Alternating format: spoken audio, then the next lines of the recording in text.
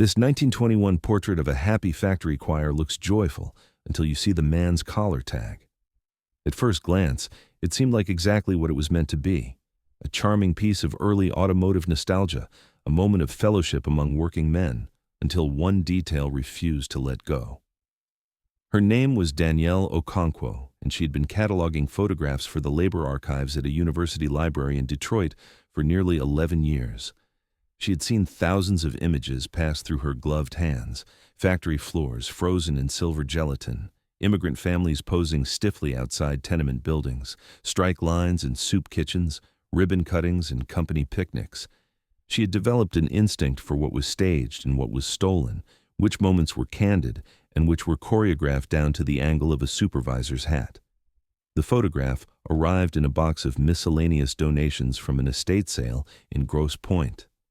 The family had been distantly connected to the old automobile industry, and the collection was mostly what you would expect: promotional pamphlets, a few stock certificates, and this single 8x10 print mounted on cardstock showing a group of 12 men arranged in 2 rows. They wore matching dark vests over white shirts, their mouths open in what appeared to be mid-song. A banner behind them read, "Harmony in Industry." The setting was clearly a factory floor, but it had been dressed up. Bunting, flags, a piano dragged in from somewhere. The whole thing had the feel of a publicity photograph, the kind that showed up in company magazines or local newspaper supplements. Danielle almost filed it without a second thought, but something made her pause. She adjusted her desk lamp and leaned closer. In the back row, third from the left, stood a man whose expression did not quite match the others. His mouth was open like theirs, shaped around the same note, but his eyes were not looking at the camera. They were looking down and slightly to the side, fixed on something out of frame. It was a small thing, the kind of detail you might dismiss as a blink caught at the wrong moment, except his posture was wrong too. His shoulders were angled oddly, his weight shifted as if favoring one leg. And there, just visible above the collar of his vest, was a small rectangular tag pinned to his shirt. She pulled out her magnifying loupe and brought it close. The tag was white with dark printing. She expected to see a name. What she saw instead was a number, 4 digits, 3714. Not a name badge, not a department code, a number, pinned to a man's collar like a price tag on a shirt at a department store. Danielle set down the loupe and stared at the image for a long moment. She had seen photographs lie before. She had seen smiles that hid exhaustion and handshakes staged to obscure conflict. But she had never seen a man numbered like inventory while singing in a choir meant to celebrate workplace harmony. This was not just a pretty old photo. Something here was wrong. Danielle had come to archival work through a winding path. She had studied art history as an undergraduate, then pivoted to public history in graduate school after a summer internship at a labor museum in Chicago. That internship had changed something in her. She had spent weeks processing photographs of meatpacking workers, their hands scarred and swollen, their faces exhausted, and she had realized that images were not just records. They were arguments. Every photograph made a case for how the world should be seen. And the people who had the money to commission photographs usually had reasons to control what was visible and what was not. Over the years, she had developed a reputation for noticing the things that did not fit. She had once identified a strike photograph that had been flipped and reprinted to make it look like workers were marching toward a factory rather than away from it. She had traced a series of promotional images to a company photographer who had been quietly airbrushing out black workers from integrated crews. She understood that the surface of a photograph was often the least honest part of it. This choir image, though, was different. It was not hiding its subjects. It was displaying them proudly. And yet something about that numbered tag felt like a crack in the frame. She carefully removed the print from its cardboard mount. On the back in faded pencil, someone had written a date, April 1921. Below it, a single word that might have been welfare or welfare W, with the rest smudged. And in the corner, a small stamp, the name of a commercial photography studio that had operated in Detroit in the early 20th century. Danielle photographed everything with her phone, then placed the print in an acid-free sleeve. She had work to do. The studio name gave her a starting point. She spent the next 2 days in the reading room of the Detroit Historical Society, paging through city directories and cross-referencing business records. The studio had been a modest operation, mostly commercial work. Factory commissions, real estate listings, the occasional wedding portrait. They had gone out of business sometime in the early 1930s, and their records had been scattered or lost. But she found a few mentions in trade publications and local newspapers. They had done regular work for at least 3 major automobile manufacturers during the 1910s and 1920s, including one whose name appeared again and again in the context of welfare capitalism. That phrase caught her attention. She knew the broad outlines. In the years after the First World War, many large American corporations had launched ambitious programs designed to improve worker morale and reduce labor unrest. Company housing, athletic leagues, English classes for immigrant workers, factory choirs, and bands. The idea was to create loyalty through benevolence, to make workers feel like members of a family rather than cogs in a machine. It was also, critics pointed out, a way to undercut unions and keep workers dependent on the company for everything from health care to housing. The photograph began to make a certain kind of sense. A factory choir was exactly the sort of thing a welfare capitalism program would produce. A group of workers singing together, photographed for the company magazine, proof that industry and harmony could coexist. But that did not explain the numbered tag. Danielle reached out to a colleague at a university in Ohio who specialized in the history of labor and industry in the Great Lakes region. His name was Marcus Trimble, and he had written extensively about the automobile industry's early experiments with worker management. She sent him a high-resolution scan of the photograph and asked if he recognized the format of the number tag. His reply came 2 days later. "This is strange," he wrote. "I've seen employee badge numbers before, but they were usually on metal pins or armbands, not fabric collar tags. The format you're describing sounds more like something from a hospital or an institution. Can you tell if the number is printed or handwritten?" Danielle looked again. The digits were printed. Uniform. The kind of printing you would see from a small stamp or a typewriter ribbon. Marcus suggested she look into the company's medical and welfare records, if any survived. He warned her that most such records had been destroyed or lost, but he gave her the name of a researcher in Detroit who had spent years tracking down fragments of early automotive welfare programs. That researcher was a retired social worker named Irene Colbert.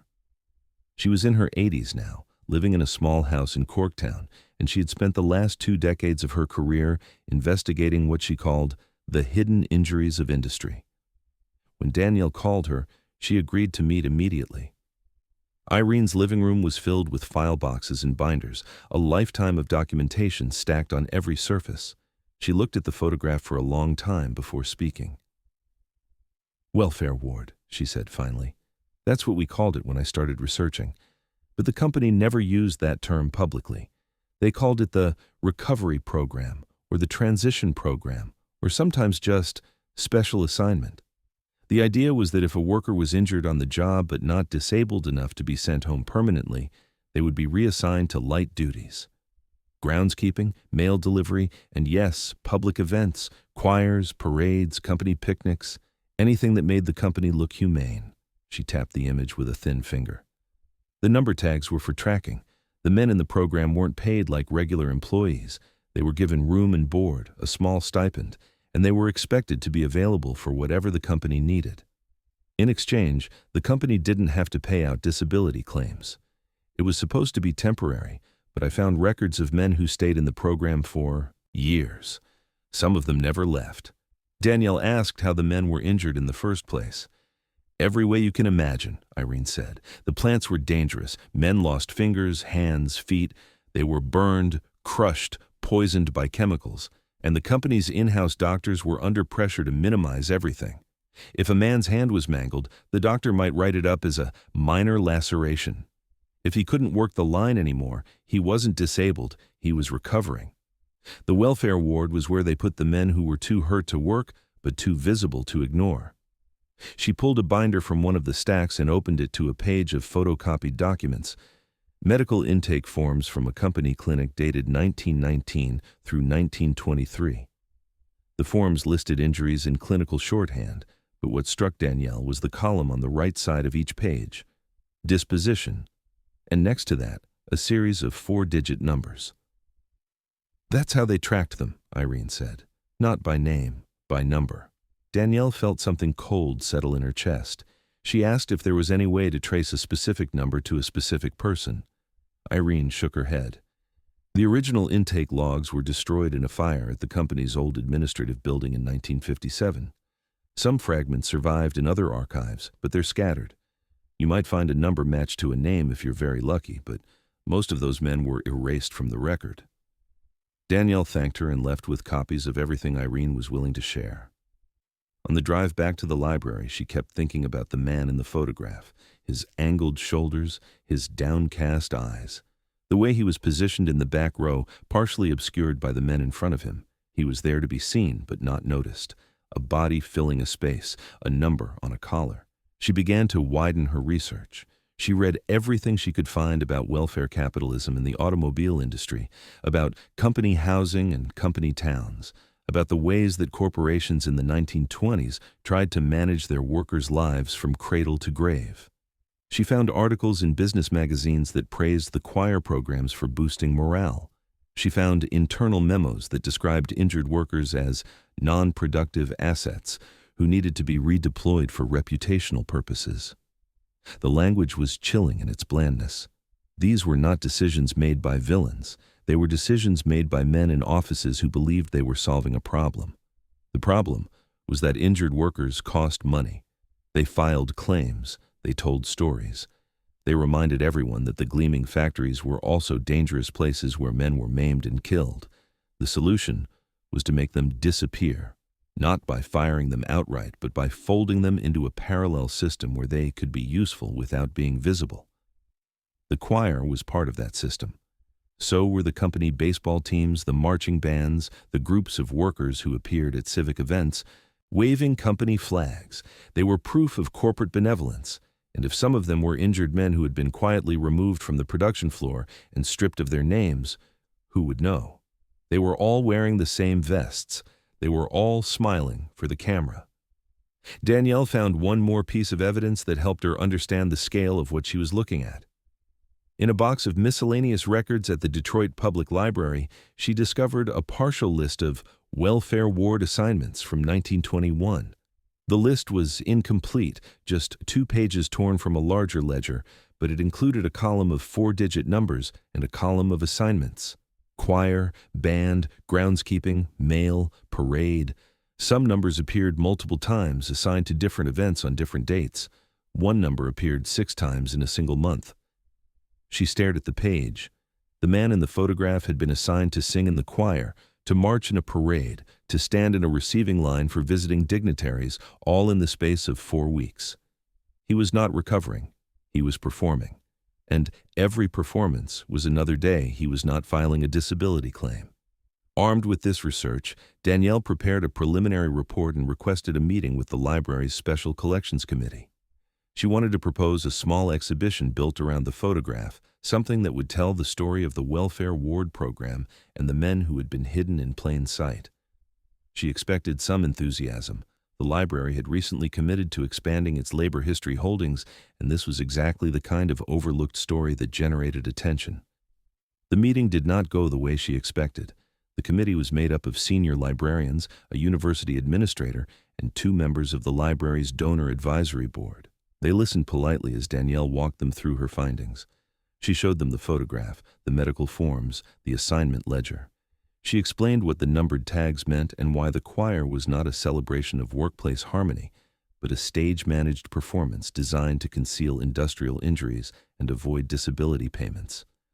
When she finished, there was a long silence. The administrator spoke first. "This is certainly interesting research," he said, "but I'm wondering about the evidentiary basis. You said the original records were destroyed. How confident are we that your interpretation is correct?" Danielle pointed to the documents she had found. The intake forms, the assignment lists, the number that matched. One of the donor advisors leaned forward. "I think what we're all thinking," she said, "is that this is a photograph of men singing. They look happy. And you're asking us to tell the public that actually they were victims of corporate abuse. That's a significant claim. It's going to be controversial.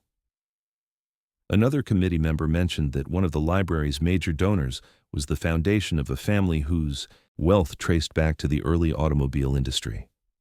I'm not saying we shouldn't tell true stories, he said, but we need to be thoughtful about how we frame them. Danielle felt her jaw tighten. She had been through versions of this conversation before. The concern for donors, the anxiety about controversy, the suggestion that uncomfortable history was somehow less factual than comfortable history. She reminded the committee that the library's mission statement included a commitment to preserving and sharing the full complexity of the American experience. She argued that the men in the photograph deserved to have their story told, that their erasure had already lasted 100 years. The discussion went in circles for another hour. In the end, the committee agreed to further study the materials and to reconvene in 3 months. It was not a rejection, but it was not approval either. It was a delay, and Danielle knew from experience that delays had a way of becoming permanent. She left the meeting feeling heavy. That night, she emailed Marcus Trimble and Irene Colbert to tell them what had happened. Marcus replied with sympathy and a suggestion. He knew an editor at a digital humanities journal who had been publishing archival microhistories, stories built around single objects or images. If the library would not move forward, maybe the story could find another venue. Danielle thought about it for a week. She did not want to go around the library. She had worked there for more than a decade, and she believed in the institution. But she also believed in the man whose number she had traced through a century of silence. He deserved more than further study. She contacted the journal editor. She explained the photograph, the research, the institutional hesitation. The editor was interested immediately. She asked Danielle to write a full article, complete with high-resolution images and primary source documentation. Danielle spent the next 2 months writing. She told the story of the photograph, but she also told the story of the welfare ward program. She described the logic of welfare capitalism, the way it wrapped exploitation in the language of care. She traced the practice of reassigning injured workers to public events, showing how it served both a financial and a reputational purpose. She included excerpts from the medical intake forms in the assignment ledger, and she named the number. She could not name the man. That part of the record was gone. But she could name the system that had reduced him to 4 digits. She could describe what his life might have been like, based on the patterns she had found. Injured on the job, probably in 1919 or 1920, based on the numbering sequence. Sent to the company clinic, diagnosed with something minor enough to avoid a disability filing. Assigned to the welfare ward, given a cot in a company dormitory, a small allowance, and a schedule of public appearances. Made to sing in a choir while his body healed or did not heal. Photographed smiling for the company magazine. And then, eventually, erased. No pension, no settlement, no name in the record, just a number on a collar. The article was published in the spring. Within weeks, it had been shared widely on social media and picked up by a labor history blog with a large readership. The library received several inquiries about the photograph. 2 documentary filmmakers reached out to Danielle asking about the story. A reporter from a Detroit newspaper wrote a feature article that quoted extensively from her research. The library's Special Collections Committee reconvened earlier than scheduled. This time, the conversation was different. The administrator who had asked about evidentiary basis now spoke about community interest and reputational opportunity. The donor advisor who had worried about controversy noted that the story had been covered positively in the press. There was talk of a small exhibition, perhaps timed to coincide with Labor Day. There was discussion of inviting descendants of early automotive workers to participate in a public program. Danielle listened quietly. She was glad the story would be told, but she noticed that no one apologized for the delay. No one acknowledged that the committee had almost let the story die. The institution was claiming credit for a decision it had resisted making. Still, she agreed to help develop the exhibition. She worked with the library's design team to create a display centered on the photograph. They enlarged it to 3 feet wide and mounted it at eye level so visitors could lean in close. Beside it, they printed excerpts from the intake forms and the assignment ledger. They included a timeline of the welfare ward program and a map showing the locations of the dormitories and clinics where injured workers had been housed, and they left a space for the man with the numbered tag. The label did not give his name because no one knew it. Instead, it described what could be known. A man in his 20s or 30s, based on his appearance. Injured before April 1921, based on the assignment records, assigned to at least 6 public events in a single month, photographed singing in a choir meant to show that the company cared for its workers, and then gone, vanished into a system designed to make injured men invisible. The exhibition opened on a Saturday in September. Danielle stood near the entrance and watched visitors move through the space. Some glanced at the photograph and moved on. Others stopped and looked closely. A few spent long minutes reading every label, their faces growing solemn as they understood what they were seeing. Late in the afternoon, an elderly woman approached Danielle. She introduced herself as the granddaughter of a man who had worked at the same plant in the 1920s. Her grandfather had been injured in a press accident and had spent almost 2 years in what the family had always called the company hospital. He had never talked about it much, but he had come home with a limp and a deep distrust of doctors. He had died in the 1960s, long before his granddaughter was old enough to ask questions. "I always wondered what happened to him there," she said. "No one would tell me. My mother said he just didn't like to remember." Danielle showed her the photograph. She explained the welfare ward program, the way injured men were tracked by number instead of name, the way they were made to perform even as their injuries went untreated. The woman listened in silence. When Danielle finished, she reached out and touched the glass in front of the photograph. "He never sang in a choir," she said, "but he might have known men who did." She thanked Danielle and left. Danielle watched her go, feeling the weight of everything the photograph had carried for 100 years, a moment of staged joy, a system of quiet erasure, a man reduced to 4 digits, visible to anyone who looked closely but unseen for a century. In the months after the exhibition opened, Danielle received several emails from researchers who had found similar photographs in other archives. A factory band in Cleveland where one musician's sleeve showed a numbered tag. A company picnic in Pittsburgh where injured workers had been seated in matching wheelchairs at the edge of the frame, visible but unremarked. A promotional film from a textile mill in the South where men with bandaged hands were shown waving at the camera, their injuries briefly visible before the shot cut away. Each image was a small piece of the same larger pattern. The welfare capitalism of the early 20th century had been built on visibility. Companies wanted to be seen as benevolent, as caretakers of their workers. But that visibility was carefully managed. The smiling faces in the photographs were real, but so were the injuries hidden just out of frame. The choirs sang in harmony, but some of the singers had been numbered like inventory and assigned to perform whether they could stand comfortably or not. Danielle kept a folder of these images on her computer. She thought of it as an archive within an archive, a collection of evidence for a history that was still being assembled. The official records might be scattered or destroyed, but the photographs remained. And in each one, if you knew how to look, you could find the cracks in the frame, the hands that did not quite match, the expressions that did not quite fit, the small tags and numbers and marks that revealed a different story than the one the camera was meant to tell. Old portraits are not neutral. They are arguments made by people with power about people without it. The camera records what is placed before it, but the placement is a choice. Who stands in front? Who is pushed to the back? Who wears a name and who wears a number? And sometimes, a century later, someone looks closely enough to ask what the photograph was really trying to hide. In a back row, a man is singing. His mouth is open, his eyes are looking down. On his collar, 4 digits are printed in dark ink. He's part of the harmony. He's part of the image. And for 100 years, no one noticed that he was never given a name.